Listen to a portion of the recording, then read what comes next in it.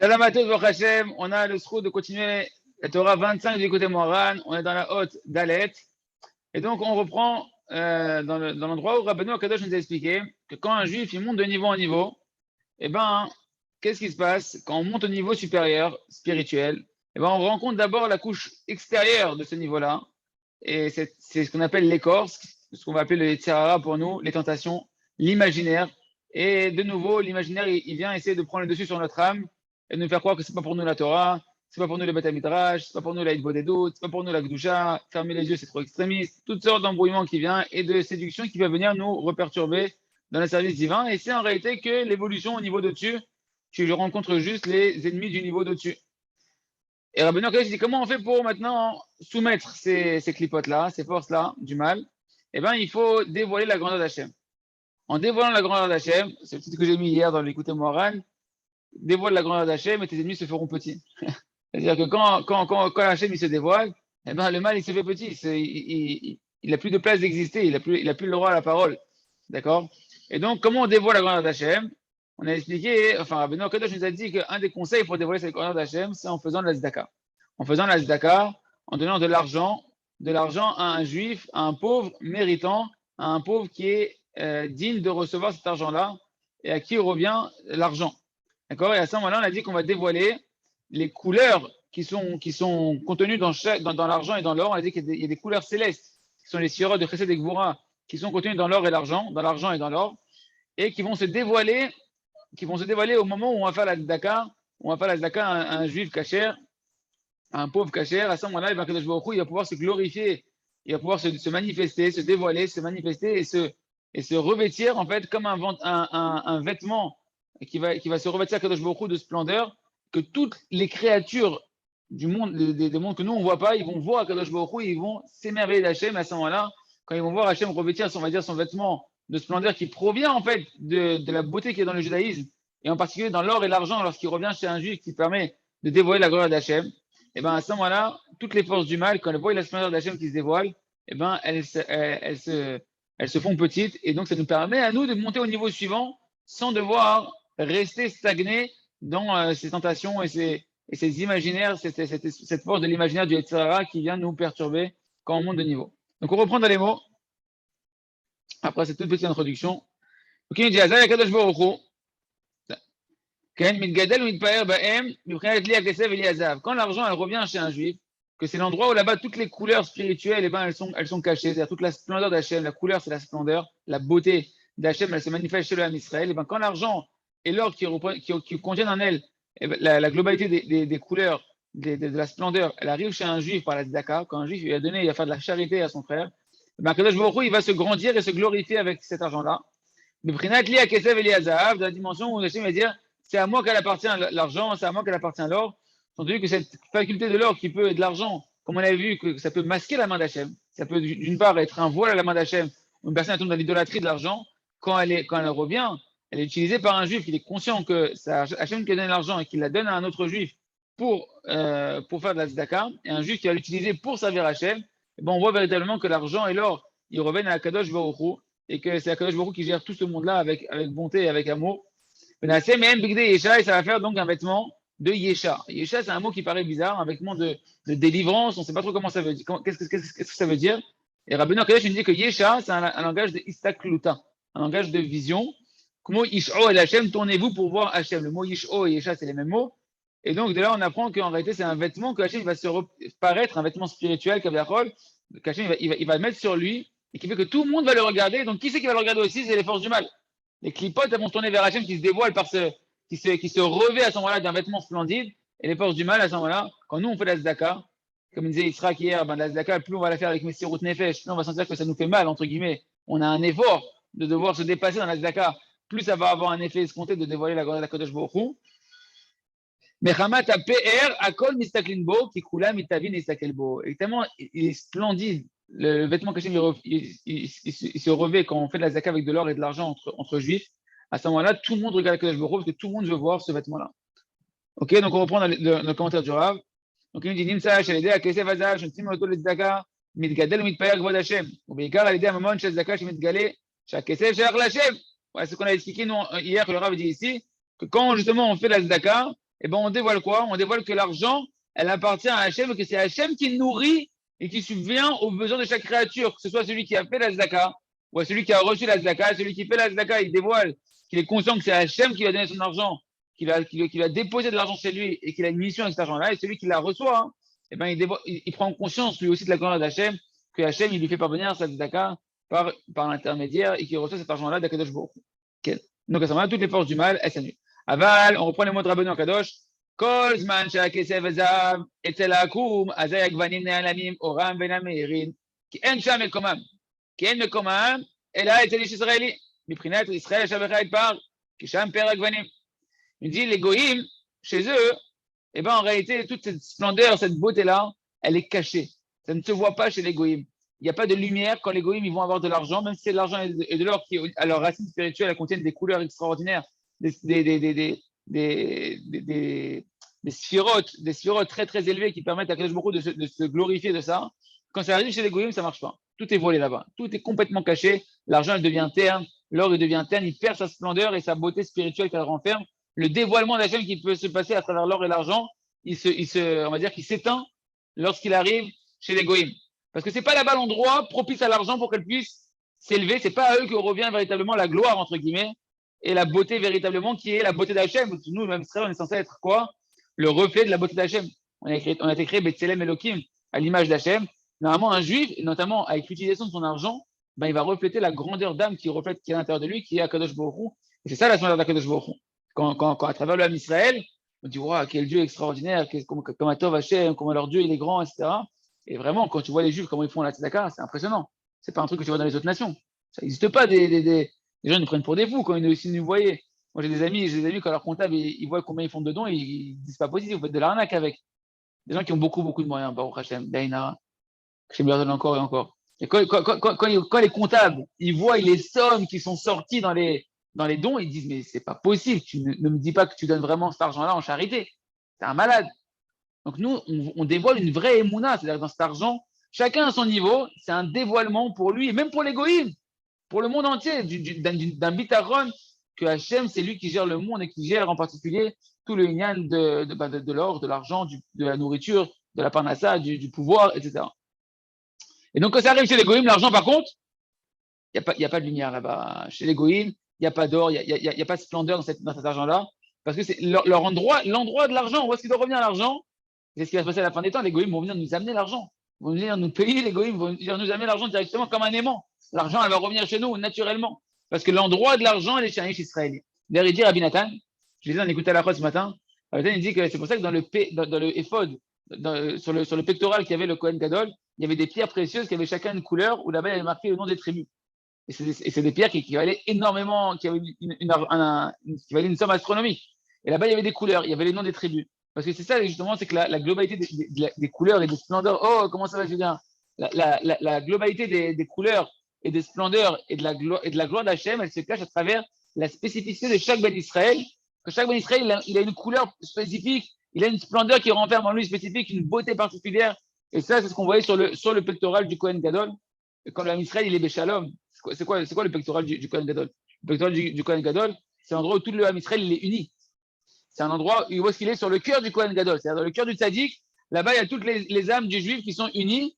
Et quand on est unis, quand il y a du shalom, etc., à ce moment-là, il y a du chesed, tu peux faire de la charité, tu peux faire de la tzedaka, tu peux donner à l'autre, etc. Et à ce moment-là, va commencer à scintiller toutes les couleurs qu'on renferme chacun d'entre nous, toute la beauté qu'on a l'un envers l'autre, l'amour qu'on a l'un envers l'autre, et chacun va pouvoir exprimer ses qualités.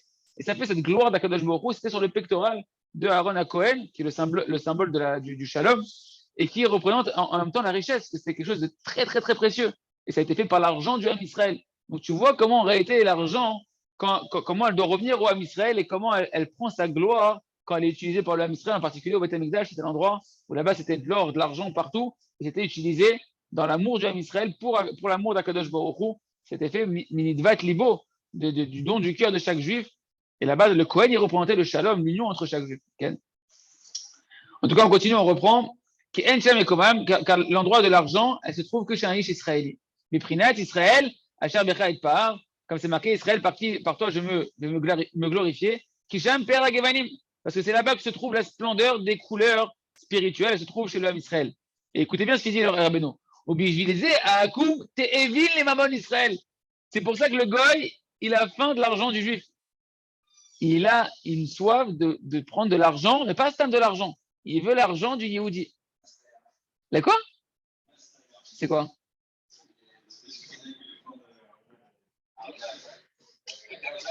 Bon, tu les vois, au moins, comment ils ont soif de notre argent, comment ils voient le juif. C'est pas ça, Master. Ah, la masse, les impôts. Les impôts touristiques, ouais, c'est à Oman, ouais, c'est incroyable. On dirait parce qu'ils veulent, mais nous on ne sait pas, mais eux-mêmes ils ne savent pas qu'il se passe à l'intérieur d'eux un désir de prendre l'argent du juif parce qu'ils voient qu'il y a quelque chose d'incroyable dans l'argent des juifs. Mais on va voir que qu'est-ce qui se passe, ils se font arnaquer à chaque fois. Tu vas voir. Bien qu'un goy il peut avoir une tonne d'argent et d'or. Tevim les dinars chez les Yehudi. Ils ont faim du dinar du juif. Ils veulent l'oseille du juif. C'est-à-dire que le bonhomme, il peut être riche comme Crésus. Il voit un juif avec de l'argent et il veut l'argent du juif. Il ne sait pas pourquoi. Il veut l'argent du juif comme si il n'avait jamais vu d'argent de sa vie. Pourquoi? Parce qu'il se renferme une beauté spirituelle, un dévoilement d'Hachem énorme dans l'argent qui est caché à l'intérieur. Pourquoi? Parce que les goïms, ils se rendent compte à ce moment-là que tout l'argent et l'or qu'ils ont, eh ben, il n'y a pas de splendeur dedans. Ça ne brille pas. Ça ne scintille pas. Nous, ils nous voient avec l'argent, qu'est-ce qu'on fait? Shabbat, on fait des fêtes, on fait des tables de roi toutes les semaines. Frère. Un gars, il voit ses dépenses toutes les semaines, tous les vendredis. Des gens, des fois, ils n'ont même pas de quoi payer.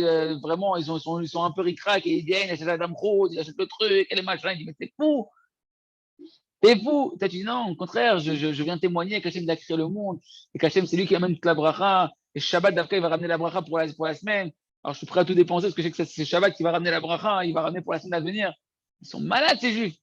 On va faire les courses toutes les semaines comme si c'était papa, petit papa qui descend du truc là-bas. Tous les semaines. Et il n'y a pas deux enfants à table. 5 enfants, 6 enfants, 7 enfants, et les beaux-parents, et les grands-parents, et les invités. Au Hachem, et là, on dévoile la splendeur d'Akadosh Baruch Hu. Ce fameux Shulchan qui est dans le Beth Amikdash, où le pain il était là sans cesse, le pain il était chaud dans le Beth Amikdash, à l'endroit du Beth Amikdash, en or, une table en or où là-bas on mettait 12 pains, les 12 pains comme les 12 tribus, et là-bas tu voyais que le pain était tout le temps chaud, il était tout le temps, il pourrissait pas, il restait tout le temps là, c'est la bracha. Chez le juif, l'argent, on voit la bracha, on voit la grandeur d'Hachem dans l'argent du juif, et en particulier, attention, nous il a parlé d'un argent qu'on répare, quand l'argent tu l'utilises en faisant de la zdaka. Quand tu utilises en faisant de la zdaka pour et pas la zdaka n'importe comment. La zdaka à un juif qui est méritant de recevoir cette zdaka-là aux yeux d'Hachem. À ce moment-là, tu répares l'argent et tu dévoiles la splendeur qu'il y a dans l'argent. Simcha, la brioute. Et donc la grâce ne se repose pas sur l'argent des goïms, qui est karaper ve'achen, l'onidgale, et là, est Israël. Parce que l'essentiel de la splendeur et de la grâce ne se dévoile que chez les Juifs. Bishvilze, et d'ailleurs, ça rejoint la Torah Aleph du Likutei Moharan. Dans tout début du Likutei Moharan, Rabbi Nachman il dit qu'aujourd'hui, le chen et la splendeur, il est tombé chez les Goïms. Il est enfermé chez les Goïms. Mais que Béhémet, à qui il appartient ce chen, cette splendeur?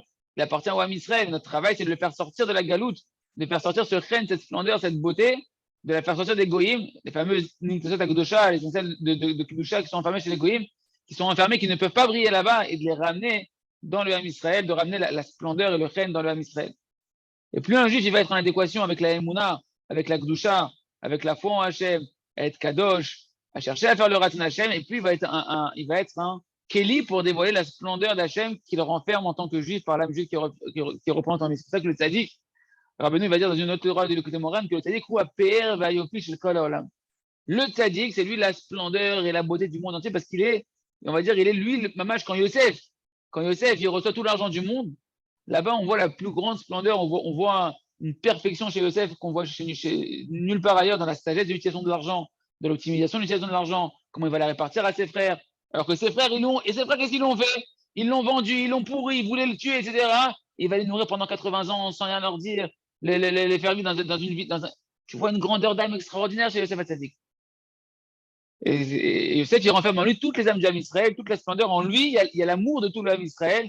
En lui, toutes les âmes, elles sont liées. En lui, là-bas, il y a le chesed, le plus grand chesed qui se dévoile, la plus grande splendeur qui se dévoile. Au Bishvil Zen Nikraim, il nous dit Rabbeinu, c'est pour ça que les Goïms, comment on les appelle? Boker Tov Rabbi Nathan. Au Bishvil Zen Nikraim Rachim. C'est pour ça que les goïms, on les appelle des pauvres. Comment vous, c'est quoi, les goïms, on les appelle des pauvres. Parce que même s'ils sont riches, l'argent chez eux, elle ne brille pas. Elle est terne. L'argent, elle est morte. Elle a pas de beauté spirituelle. Et d'où on voit que les goïms, on les appelle des pauvres. Ma Kécher. Comment c'est marqué, c'est un Pirkei Avot. Dans Pirkei Avot, il va donner un autre sens à ce qu'on donne comme sens habituellement. C'est marqué, et vous, Zéhirim Barachut.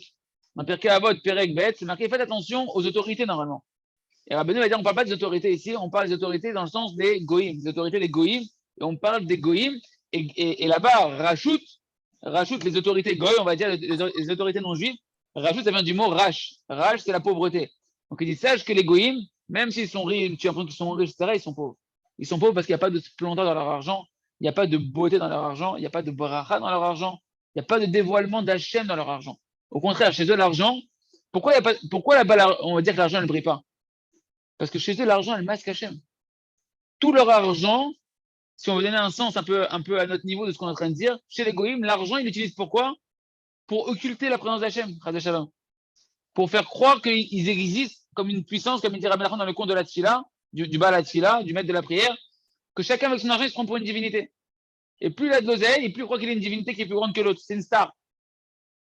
C'est une star. C'est quoi une star? C'est une étoile. Une étoile, c'est quoi? C'est la Vodazara, ils servaient des étoiles. Ils se prennent pour des dieux, des mini-dieux, des grands dieux, des moyens dieux, des super dieux, des giga-dieux. Pourquoi? Parce que leur argent, ils l'utilisent pour croire qu'ils ont un pouvoir qu'ils se sont appropriés par leur sagesse, par leur chance, par ce que tu veux. Et donc, c'est pour ça que chez eux, l'argent ne doit pas briller.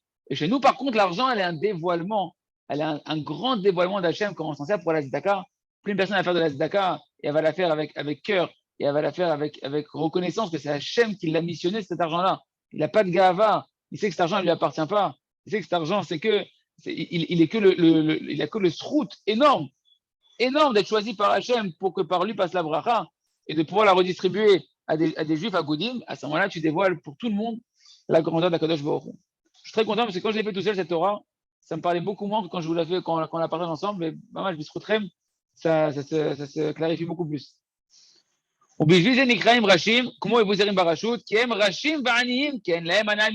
sont des pauvres.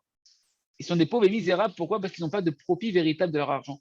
Et ça, c'est un concept qu'on voit tout le temps chez Rabbeinu, que la richesse, c'est quoi la richesse? C'est pas l'argent en soi.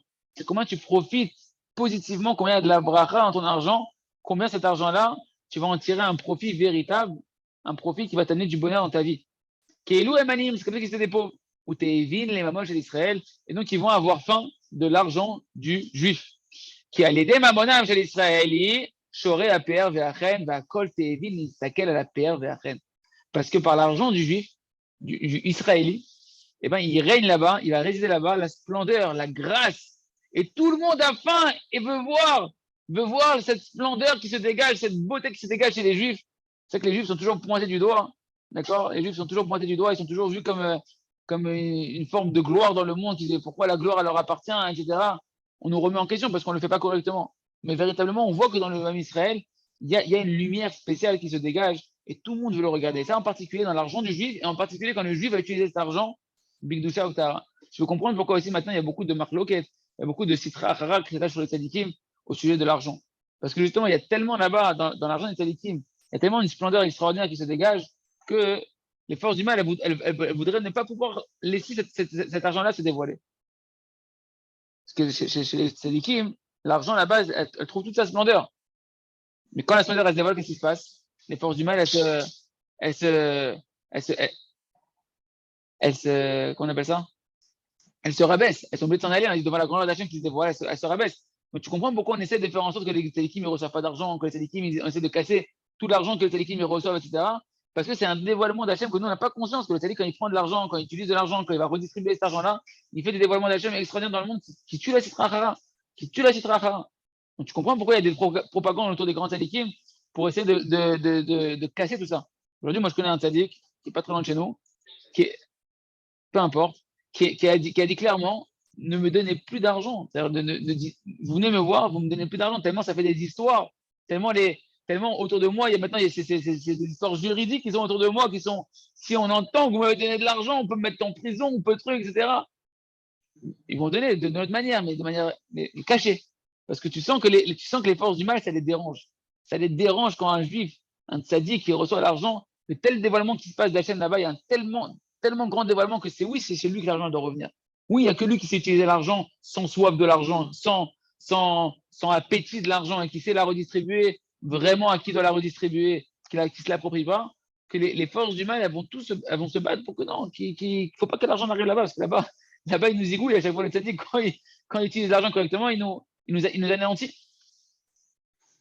Avalda, il nous dit Rabbeinu, sache, תכף ומיד שהעקום מקבל ממון ישראל, תכף ומיד נתעלם מהחן והפאר בתוך הממון, ובשביל זה העקום בכל פעם תובע ממון האחרים מישראל, ושוכח המון שכבר קיבל, כי נתעלם מהחן כשבא ליד העקום. Et il dit, le problème, c'est que le goy, pour notre malheur à nous, quand il prend l'argent du juif, il lui fait des impôts, il fait des trucs, etc., il a soif de l'argent du juif, il la kiffe, pourtant dès qu'il prend l'argent du juif, il devrait se rassasier, il devrait être super content. Et bien, qu'est-ce qui se passe? Chez lui, l'argent, elle perd sa splendeur. Quand il met l'argent dans sa poche, elle perd la splendeur, et de nouveau, il est réassoiffé de l'argent du juif, parce que chez lui, il a de nouveau pas de splendeur dans son argent, et il veut l'argent d'Afka du juif. Et Rabbeinu, il continue à expliquer la Mishnah. C'était quoi la Mishnah? On a dit, et vous, Zéhérin Barachut, faites attention aux autorités.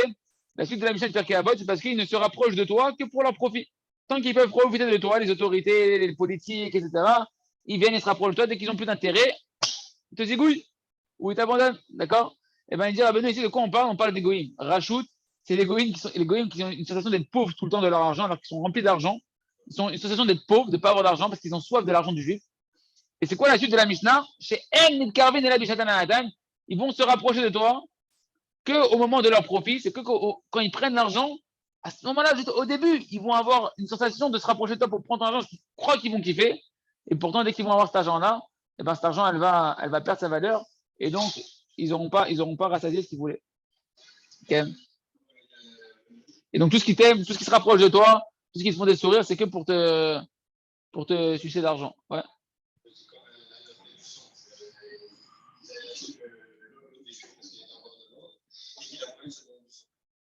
Ça fait comme la plaie du sang. Ouais.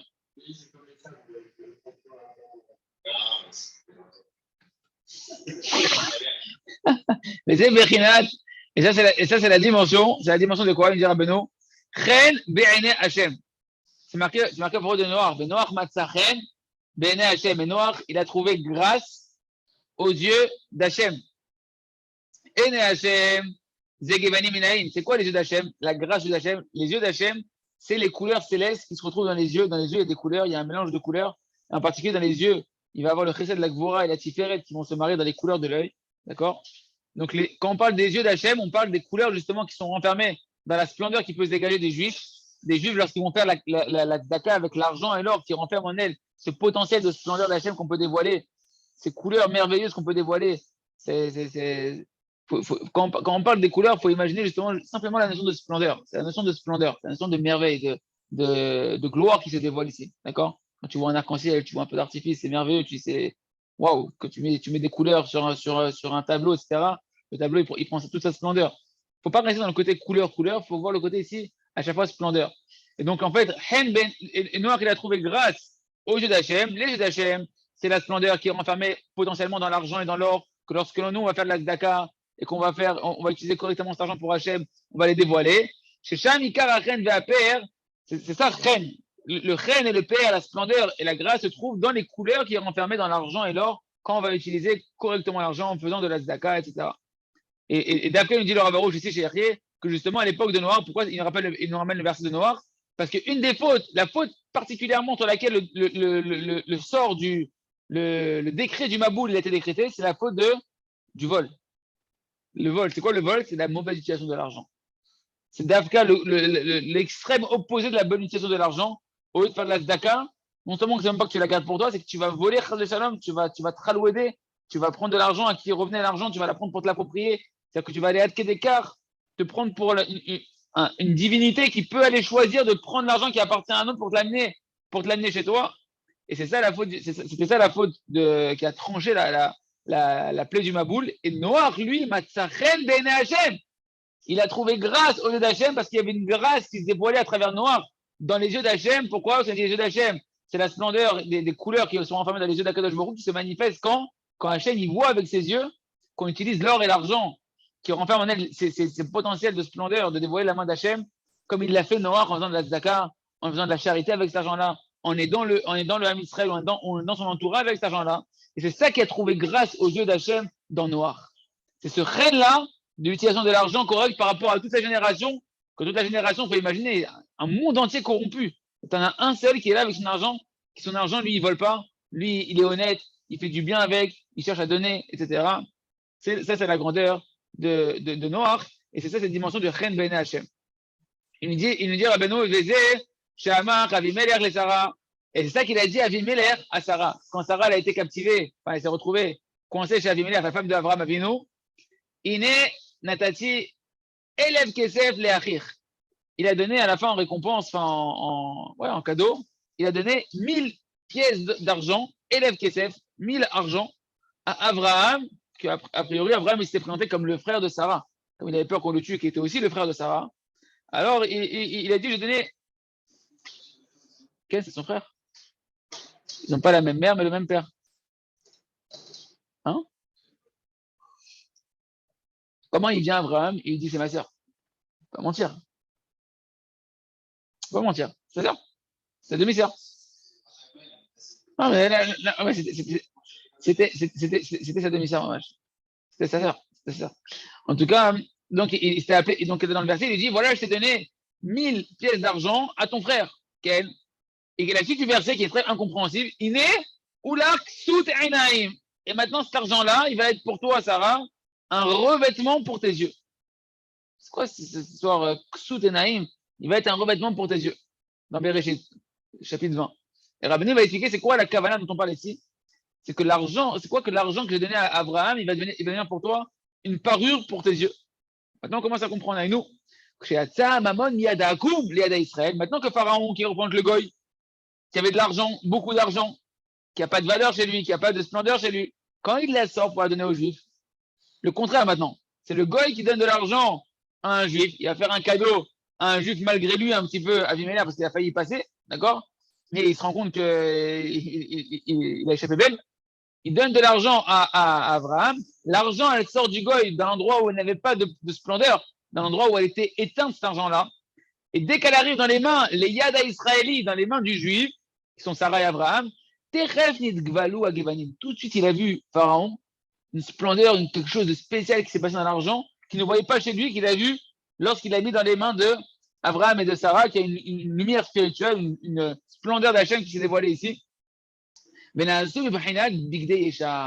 c'est devenu un vêtement de parure. Rappelez-vous qu'on avait parlé que ces couleurs-là, c'était comme une parure que Hachem il se revêt avec plein de couleurs de splendeur. Et bien à ce moment-là, il a vu cette splendeur qui s'est dévoilée d'Hachem à travers l'argent qu'il a donné à Abraham et Sarah, et ça a fait ce vêtement splendide qu'Aviachol à Kadosh Baruch Hu, c'est entendu cette prise de conscience de la grandeur d'Akadosh Baruch Hu, Haïnouk Sout Enaim, et ça, le vêtement qui a été une parure pour les yeux de Sarah. Les yeux, on a dit c'est quoi les yeux juste avant? C'est les couleurs de l'œil qui renferment le chesed, la gvoura là-bas, qui sont en réalité les couleurs qui renferment l'argent et l'or en potentiel quand elle est bien utilisée.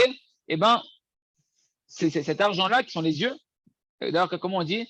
Il y a une expression avec l'argent et les yeux, non? Non? Pas une expression comme ça? Quand il vaut la prunelle de mes yeux ou je sais pas quoi, non, pas un truc comme ça. Bon, c'est question. Et ben, cet argent-là, maintenant, qui est représenté par la couleur des yeux, cette splendeur-là de l'argent, il y a eu comme une parure qui s'est créée pour Akadosh Baruch Hu, qui a permis de dévoiler Akadosh Baruch Hu aux yeux de Pharaon. C'est ça qu'il veut dire ici. Quand l'argent il revient aux Juifs, et ben, tout le monde regarde cet argent-là, mais qu'est-ce qu'on voit à travers cet argent? Hachem. On voit la splendeur d'Hachem qui se passe quand un Juif cachère, il reçoit de l'argent. Que tout le monde il a envie de regarder maintenant cet argent, mais à travers cet argent, il veut voir la parure d'Hachem, la grandeur d'Akadosh Baruch Hu qui se cache là-bas. Et ça, les amis, c'est très très important ce qu'il dit Rabbeinu. C'est quand tu donnes la tzedaka, de ton argent qu'Hachem t'a donné, c'est pas ton argent, c'est l'argent qu'Hachem qui t'a envoyé à Kadosh Baruch Hu. Il a prévu Hachem dans cet argent-là que toi, tu as une mission de la dispatcher. Quand tu vas dispatcher cet argent-là, quand tu vas donner ton argent à ceux que tu penses qu'Hachem il a mis autour de toi, dans ton cœur, que c'est à eux qui convient que tu leur donnes cet argent-là, nitaken kol mamono. Tu répares tout l'argent, toute la splendeur d'Hachem qui était cachée dans l'argent, Tout ce qu'on a vu dans la Torah 23 de l'écouter moral, que l'argent, c'est le symbole de la Avodah Zarah, surtout l'argent, surtout les pièces de monnaie, les billets, il y a les têtes de Goïm, qui représentent la Avodah Zarah des Goïm. On idole le président, on idole le truc, machin, etc. Et ben, à ce moment-là que tu fais de la tzedaka, c'est ce qu'il faisait le rabbi de Lubavitch. Et là, c'est la plus belle image que j'ai dans ma tête à chaque fois qu'il revient. Le rabbi de Lubavitch, qui était là en train de donner à chaque fois $1, parce qu'il y a marqué dedans, In God we trust, en Dieu on a confiance. Il y a une splendeur qui se dévoile ici. Quand tu vois un homme de Torah, un homme qui est voué au service divin, qui a de l'argent sans fin, et qu'est-ce qu'il en fait? Il ne se construit pas un palace avec, il est en train juste de donner de l'argent, encore à un juif, juste pour donner, pour te montrer que, Akadosh Baruch Hu, il donne, Hachem il est mashpia, Hachem il donne, Hachem il fait que donner. Eh ben, à ce moment-là, tout le monde le regarde, il voit une splendeur à l'intérieur de ça. Tout le monde voit une splendeur, une grandeur d'âme, une dimension divine qui se dévoile ici, une splendeur, une lumière extraordinaire qui se dévoile.